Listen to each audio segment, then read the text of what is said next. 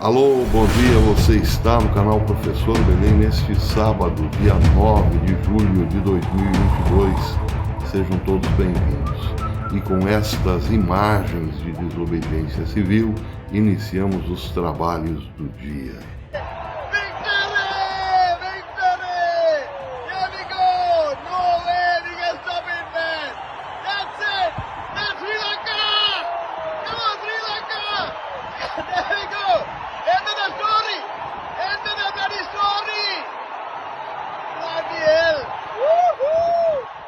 Essas imagens mostram o povo enfurecido do Sri Lanka invadindo a residência oficial do presidente daquele país.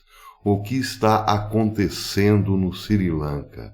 Bem, o Sri Lanka é uma ilha que vive basicamente do turismo, ali no pezinho da Índia, na Ásia. O Sri Lanka, geograficamente, está muito parecido com Cuba em relação aos Estados Unidos. Cuba também fica no pezinho dos Estados Unidos e é uma ilha que vive basicamente de benesses, ou melhor, de ajudas de outros países europeus que adoram o socialismo. No caso do Sri Lanka, a situação é ainda pior. O país praticamente não produz nada. Sua receita vem basicamente do turismo. Então, imaginem quando o turismo simplesmente foi desativado ou cancelado em 2020, como ficou a situação do povo. Em 2020 começou no mundo todo a política do fique em casa, a economia a gente vê depois. Pois é, como se fosse um indivíduo, o Sri Lanka foi impedido de sustentar-se ou ganhar a vida. O país, repito, que vive basicamente do turismo, simplesmente foi obrigado a fechar as portas para o turismo. Uma vez que a sua receita é de turismo ocidental e os ocidentais ficaram em casa por conta do Covidão, o Sri Lanka simplesmente quebrou. 2 anos depois do início da pandemia, falta tudo no Sri Lanka. Diz a AFP Notícias, a AFP News, que devido às restrições da pandemia de coronavírus, o Sri Lanka tem hoje falta de combustível, alimentos e remédios. Também resultou em constantes apagões no país, o problema do fique em casa. Em maio, manifestantes em massa forçaram Mahinda Rajapaksa, irmão do presidente, que era então primeiro-ministro, renunciar ao cargo. Um mês depois, outro irmão do presidente renunciou, que era ministro das Finanças, acabou renunciando também. Bem, é claro que aqui nós estamos falando, evidentemente, de um país envolvido em nepotismo e corrupção também. Razão mais do que suficiente para o povo hoje praticar a desobediência civil e invadir a residência do presidente que fugiu, não está no Sri Lanka, segundo informações da AFP. Bem, esse problema pode se repetir na Europa. Na Holanda, os agricultores estão em pé de guerra com o governo por causa da política verde. Só que hoje, ou melhor, ontem, uniram-se aos agricultores holandeses em forma de protesto, agricultores poloneses e italianos também. Essa matéria saiu hoje no Natural News, que diz que relatos indicam que protestos já surgiram essa semana na Polônia e na Itália, para desafiar de maneira semelhante as regulamentações governamentais que tornam quase impossível cultivar alimentos e ganhar a vida, muito menos manter uma fazenda solvente sob o peso de tantas restrições intransponíveis, diz o Natural News. Na Itália, os agricultores planejam viajar até Roma para protestar contra a inflação desenfreada, falhas na cadeia de suprimentos e iniciativas verdes, estritas, que estão forçando a indústria agrícola a ajoelhar-se. Bem, em relação ao Canadá, uma notícia importante hoje também. Ontem, o Canadá simplesmente teve um apagão de internet. Eu começo falando aqui da rede Rogers Communication Inc. Rapidamente, a Rogers Communication Inc., diz o Wikipedia, é uma das maiores empresas, um dos maiores conglomerados de mídia do Canadá, em particular no domínio das comunicações sem fios e TVs a cabo, com ativos adicionais de telecomunicações e mídia em massa. Foi fundada em 1920 e tem sua sede em Toronto, Canadá. Bem, essa empresa é responsável também pela quase totalidade das negociações bancárias via rede. Então, o que aconteceu ontem foi que a empresa teve um apagão, um misterioso apagão, tudo parou de funcionar. Quem relatou isso foi o Zero Hedge hoje. Diz o seguinte: a Rogers Communications do Canadá relatou interrupções generalizadas em sua rede na manhã de sexta-feira, afetando instituições financeiras, agências governamentais, policiais, empresas e clientes de telefonia sem fio e internet doméstica. Disse a empresa: estamos cientes dos problemas que afetam nossas redes e nossas equipes estão totalmente engajadas para resolver o problema o mais rápido possível. Só que não resolveram. O país, o Canadá, ficou ontem sem poder negociar seus ativos, ou então o cidadão comum sacar dinheiro, entre outras coisas, e também sem poder usar o cartão de crédito. Foi mais um teste, foi mais um laboratório do país governado por Justin Castro Trudeau, é o que se especula hoje.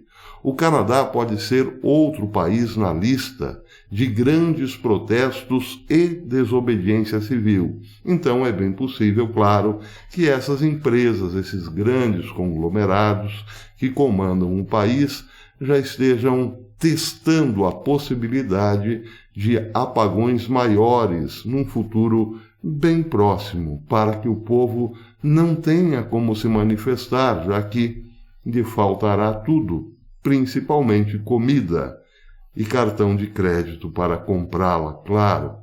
É bom lembrar que o governo Trudeau já fez isso no protesto dos caminhoneiros recentemente. Ele cortou a linha de crédito e o uso dos cartões de crédito dos caminhoneiros, que chegaram literalmente a passar fome durante o protesto.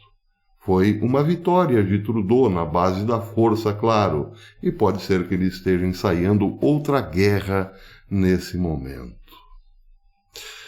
Bem, em relação à esquerda, já que estou falando do Canadá, uma matéria também importante saída hoje em relação a Steve Bannon, que foi um banqueiro, também um produtor cinematográfico de Hollywood, um dos diretores do Breitbart News e, fundamentalmente, um articulista e coordenador da campanha de Donald Trump. Steve Bannon representa, claro, o pensamento mais, digamos assim, autenticamente conservador da América. E o medo dos Estados Unidos de Biden hoje é esta cruzada que Bannon vem fazendo para acordar o povo em relação a este governo. Vejam que interessante o que aconteceu esta madrugada, ou melhor, de ontem para hoje, na residência de Bannon, em Washington, D.C. A polícia recebeu um telefonema dizendo que numa determinada residência ouviu-se tiros. Outra ligação disse que um elemento entrou numa determinada residência e lá atirou com arma de fogo. Bem, o que aconteceu? A polícia, claro, um forte aparato policial, cercou a tal residência e depois descobriu-se ser a residência de Steve Bannon. E lá, claro, não havia nada, ninguém tinha invadido a residência e nenhum tiro foi ouvido. Ou seja, foi um crime praticado por uma denúncia anônima. Mas por que isso? Bem, vejam que interessante. O jornal de esquerda, o jornal radical de esquerda mais famoso de Washington, o Washington Post, publicou a notícia. Deu, aliás, a notícia com destaque que a casa de Bannon havia sido cercada pela polícia, pois esta suspeitava houve tiroteio dentro da residência. Só que, detalhe, o Washington Post, que é o equivalente à Folha de São Paulo aqui, deu o endereço da residência com foto da mesma, inclusive.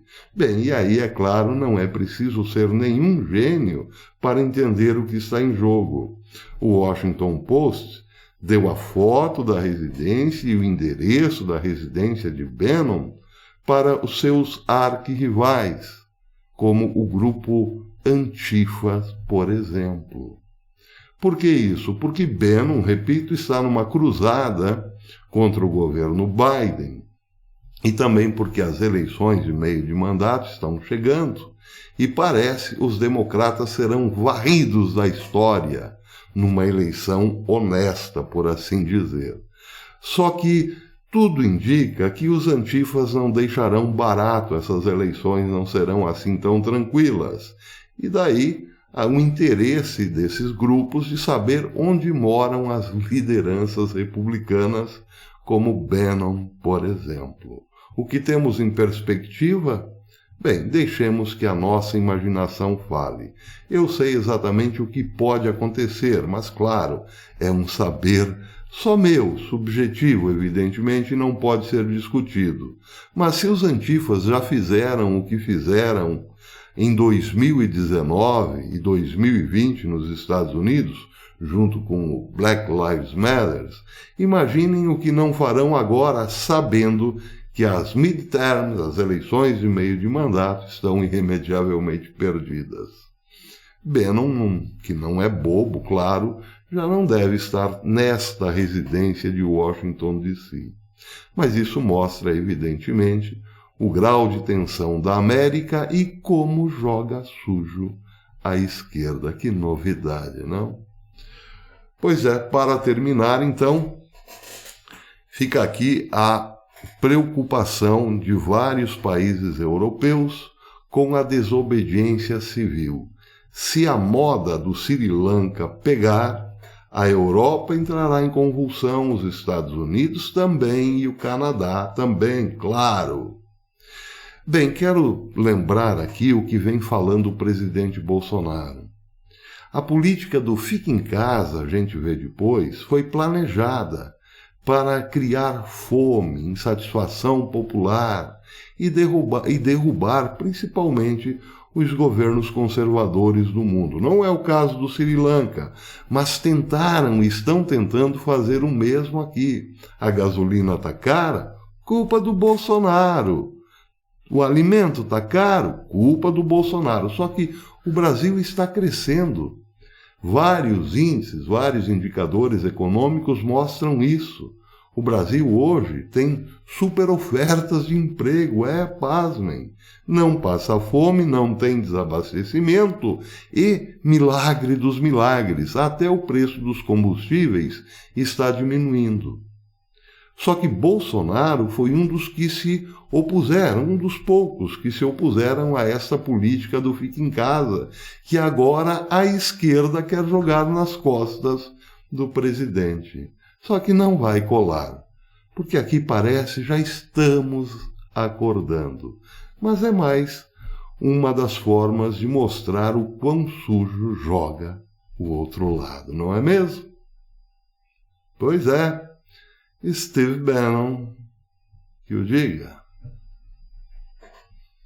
Por enquanto é isso, até depois.